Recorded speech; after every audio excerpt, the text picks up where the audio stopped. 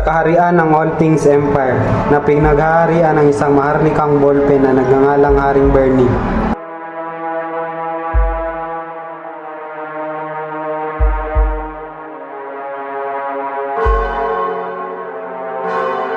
At siya ay may kaisa-isang anak na si Prinsipe Aki na inasahang pumalit sa posisyon ng hari. Kaya't grabe na lang ang pagprotekta at paghahanda nila sa prinsipe.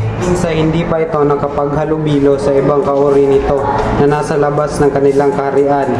Paminsan-minsan nakatingin lamang ito sa bintana at nanonood sa mga mamamayan. Sa tuwing nakadungaw sa bintana ang prinsipe, hindi niya maiwasang mainggit.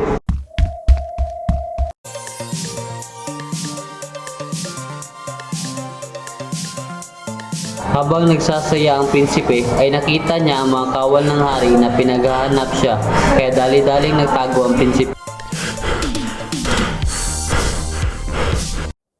Ng prinsipe ang humila sa kanya, ito pala ay isang tinta na nagpakilala itong siya daw si Penelope.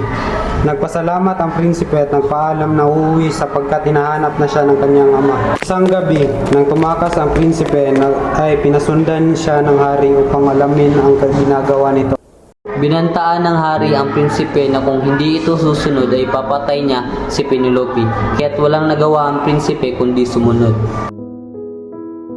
Umagahan ay pinakilala ng prinsipe ang prinsesang Ballpen na nagngangalang Prinsesa Wisa at ibinahayag ng hari na silang dalawa ay agad-agarang ikakasal.